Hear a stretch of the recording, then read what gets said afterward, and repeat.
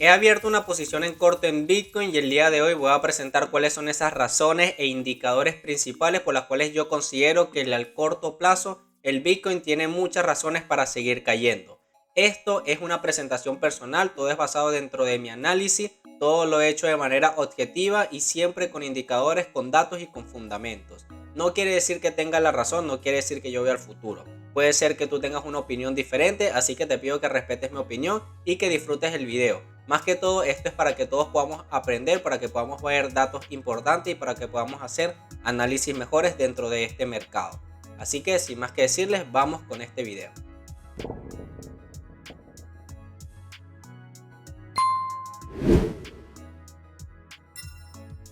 Todo apunta a que el Bitcoin seguirá cayendo en el corto plazo y lo que voy a presentar a continuación van a ser los indicadores que yo considero que le están jugando en contra a esta criptomoneda.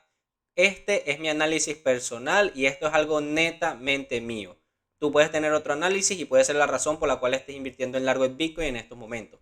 Yo estoy aquí presentando mi tesis por la cual yo estoy invirtiendo en corto, es decir, en contra del Bitcoin. Puede que tenga razón, puede que no lo tenga, puede que gane o que pierda dinero, pero aquí mi trabajo es que primero que nada es mi canal y quiero exponer cuáles son mis ideas, cuáles son mis investigaciones y además quiero exponer también cuál es mi punto de vista, o sea, un punto de vista objetivo, un punto de vista basado en los datos, no nada más en run run de las calles, ni tampoco en especulaciones, ni en inversiones que vayan a ser ballenas o lo que se puede leer en las noticias. Así que sin más que decirte, vamos a comenzar con estos indicadores que estoy mencionando. Primero vamos a hablar de la historia del Bitcoin, porque desde que el Bitcoin nació no se ha enfrentado nunca a una subida de tipos de interés como lo está haciendo actualmente. ¿Qué ocurre? Bitcoin nace en el 2008 durante la crisis subprime, una de las crisis más profundas que ha vivido Estados Unidos. Y en ese momento lo que vendría a ser la Reserva Federal tomaron una decisión que cambió el rumbo económico del país. Y esto fue aplicar una política económica expansiva.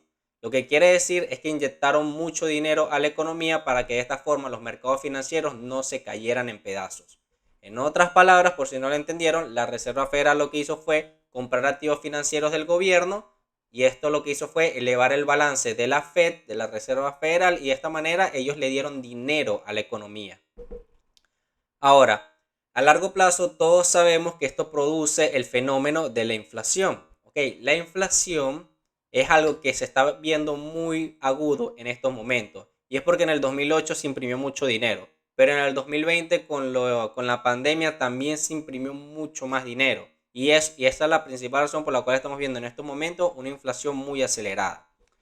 Por lo tanto, para los próximos 14 años que tenía Bitcoin desde su creación, los tipos de interés se tuvieron que mantener bajos. ¿Ok? ¿Por qué se mantienen bajos? Para que el dinero sea barato y que las personas puedan adquirir crédito, las instituciones puedan adquirir crédito, las empresas puedan tener créditos, todos puedan tener crédito barato y de esta manera consumir. Y así no se pararía la economía. ¿Ok? Entonces Bitcoin en estos momentos, él está sufriendo una subida de tipo de interés que nunca se ha enfrentado y no sabemos cómo puede reaccionar. Lo que sí podemos saber es que la teoría nos dice que una subida de tipo de interés lo que hace es que el valor futuro de las acciones sea menor cuando la descuentas a valor de hoy. ¿Qué quiere decir eso? Que si antes $1.000.000 traídos a valor de hoy eran 800.000, ahora con una subida de tipos de interés esos 800.000 pasan a ser 700.000. Eso pasa con las empresas. Pero como Bitcoin no genera beneficios, no genera dividendos, no genera nada de esto, es mucho más difícil valorarlo.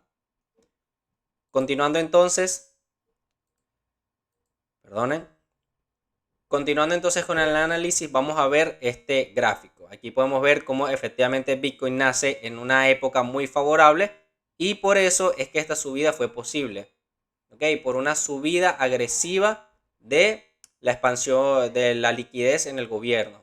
¿Ok? Bueno, no la liquidez en el gobierno, sería más bien la liquidez en la economía y unas bajas tasas de interés. Esa sería la respuesta correcta. Ahora, tenemos en otro lado también este gráfico que es importante ver, que aquí podemos ver dónde nace Bitcoin. Y a partir de este punto, solamente que se ve muy pequeño, vemos cómo ha estado creciendo, ¿okay? La emisión monetaria. Sin embargo, en 2020, claro, cuando colocamos el gráfico desde a muy alejado, nos damos cuenta cómo en el 2020 se expande por completo. Y se expande por completo, ¿por qué? Porque en el 2020 es cuando empiezan a emitir dinero, pero en grandes cantidades. Y aquí se vería prácticamente que el 2008 y el 2020 no se emitió casi dinero, pero es simplemente la perspectiva del gráfico. ¿Vale? Continuamos entonces con que en los dos gráficos anteriores lo que pudimos ver es que efectivamente Bitcoin nació en un periodo muy favorable.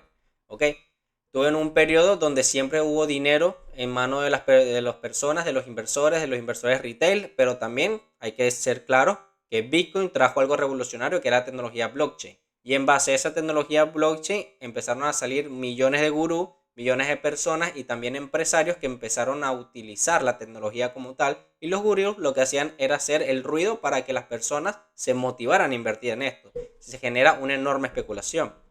Bien, por lo tanto, cuando hay una política económica expansiva, lo normal es que los analistas pensemos en lo siguiente: no importa lo que tú compres, cuando se esté inyectando mucho dinero en una economía, seas lo que sea lo que estés comprando, eso va a subir de precio. Pero en algún momento va a tener que caer cuando la economía se regule.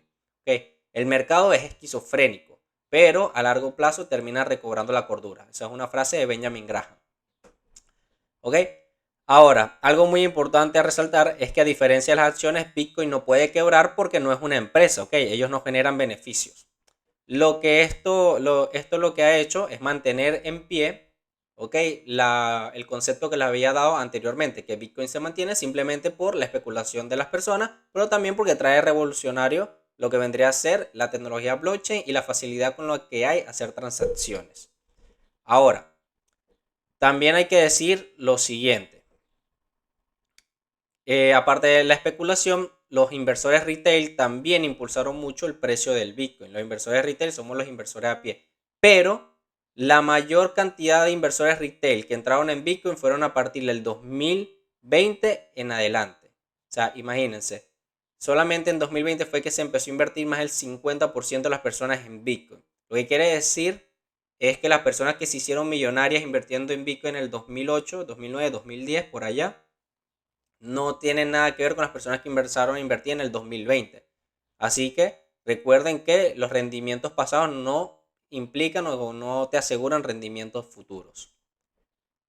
Vamos a seguir entonces con... bueno, no había explicado esta gráfica. Esta gráfica también es importante porque aquí podemos ver cómo en el 2008 las tasas de interés las bajan prácticamente a cero. ¿Para qué? Para que el dinero sea barato y las personas empiecen a consumir. Luego para el 2015 se empiezan a tratar de subir nuevamente los tipos de interés. Nos damos cuenta que ya para 2017 ocurre el crash de mercado que hace que el Bitcoin caiga de 20.000 por debajo de los 4.000 dólares. Yo me acuerdo porque estuve en ese crash y perdí dinero. ¿Y qué ocurre? Que gracias a la pandemia ahora tienen que volver a bajar los tipos de interés. Pero como la inflación ahora está desatada, lo que tienen que hacer es volver a subir esos tipos de interés. ¿Y qué va a ocurrir? Que cuando suban los tipos de interés, ¿verdad? El Bitcoin puede enfrentarse a un crash similar al del 2017. O incluso, si llegan a subir las tasas de interés de manera agresiva para frenar en seco la inflación, que fue lo que se hizo en los años de 1980, lo hizo Paul Volcker, ¿ok? Subió los tipos de interés por arriba del 15%. Imagínense. El ejercicio que quiero que hagamos es el siguiente. Si Bitcoin ya ha caído prácticamente un 70% desde los 60.000 dólares y solamente han subido un punto porcentual las tasas de interés, ¿qué pasaría si suben las tasas de interés un 15% como lo hizo Paul Volcker? Prácticamente el Bitcoin se desplomaría. Y ese es el escenario que es lo que estoy planteando. Respondiendo a la pregunta de manera corta, ¿por qué el Bitcoin está destinado a seguir cayendo? ¿Ok? Primero, nunca se han enfrentado a un escenario de tipos de interés y tampoco a una alta inflación. Ya lo están enfrentando y ya estamos viendo los resultados de esta pelea. Prácticamente la están perdiendo. En estos momentos, todo le está jugando absolutamente en contra, ya que como bien sabemos, una subida de tipo de interés ocasiona que los flujos futuros de las empresas, al ser descontados a valor de hoy, sean menores. Esto provoca que los inversores dejen de invertir en activos especulativos, entre ellos la criptomoneda, que vendría a ser como un primo de las acciones, pero un primo de las acciones en el sentido de ser un activo especulativo, ¿verdad? Y en este sentido, obviamente, las acciones por lo menos pagan dividendos, los bonos te pagan cupones, los bienes raíces te pagan una renta y el Bitcoin realmente no está generando nada por sí solo. Como no genera nada por sí solo como un activo financiero, entonces no existe un incentivo para tener Bitcoin en estos momentos. ¿Qué va a hacer eso? Que ocurra una salida de capital de este mercado.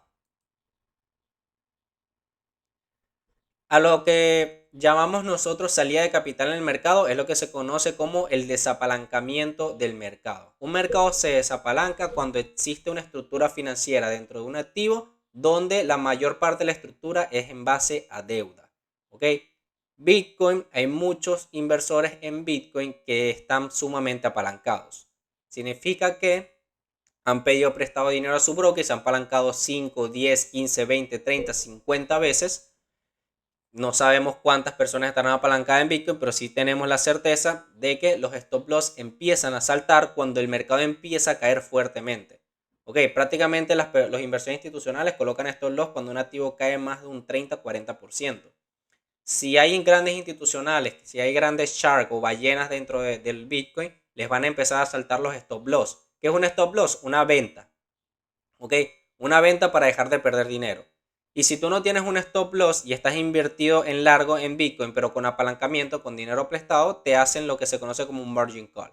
¿Qué es un margin call? Que tu broker te va a llamar a decirte que te van a cerrar la posición si no inviertes más dinero. Es decir, si no tienes más dinero en forma de garantía. ¿Ok? Esto va a generar lógicamente ventas forzosas y una venta forzosa va a generar un desapalancamiento del mercado. Un desapalancamiento del mercado va a hacer que el precio siga cayendo más y más. Aquí les di un golpe al micrófono, disculpen si sonó mucho. Bien, también hay que entender una cosa y es que las acciones tampoco son un refugio. Las acciones más bien creo que serían incluso hasta más peligrosas que el propio Bitcoin. Recordemos que las acciones son un indicador adelantado de la economía, ¿ok? Como las acciones son un indicador adelantado de la economía, esto lo que hace referencia es que primero cae la bolsa y luego sale a flote toda la crisis, ¿verdad?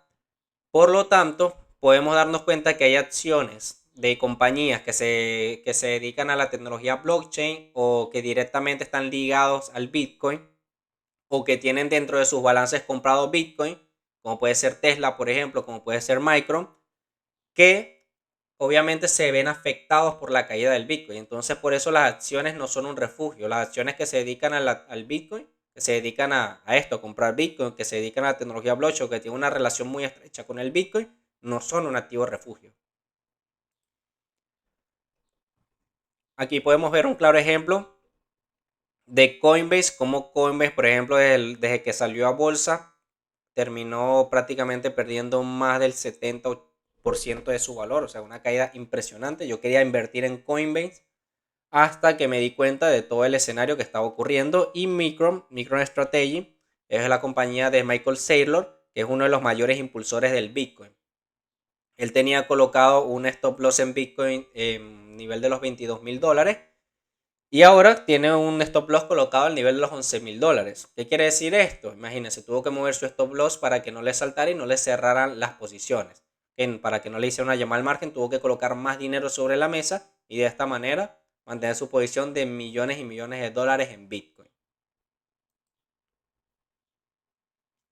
Y ya para cerrar, tenemos que el Bitcoin llegó a los $60,000. Claro que sí. Mucha gente dice, ¿tú no crees que el Bitcoin pueda seguir subiendo? Dentro de un mercado tan especulativo como este, todo puede pasar. Absolutamente todo puede pasar. Puede que yo me esté equivocando y voy a dejar este video y jamás lo voy a borrar. Porque quiero que quede de evidencia si tengo razón o si me equivoco también para darme cuenta qué fue lo malo que hice dentro de mi análisis. Pero algo de lo que estoy muy seguro es que el Bitcoin alcanzó los $60,000 gracias a la Reserva Federal. ¿Por qué? Porque la Reserva Federal, como habíamos visto este gráfico anteriormente, imprimió una cantidad masiva de dinero y esa cantidad masiva de dinero se movió al mercado de acciones, criptomonedas y bonos. ¿Okay? Entonces, solamente pudieron alcanzar ese hito histórico porque la Reserva Federal les dio el empujón de su vida. Espero que les haya gustado esta presentación, que haya quedado claro el punto que quería plantear. Y sin más que decirle, yo soy Carlos Mesa, un simple analista de inversiones más. Déjame en los comentarios qué te parece el Bitcoin, si estás invertido en largo, en corto, si me he saltado algo que decir y si quieres agregar algo. Sin más que decir, nos vemos en un siguiente video. Hasta la próxima.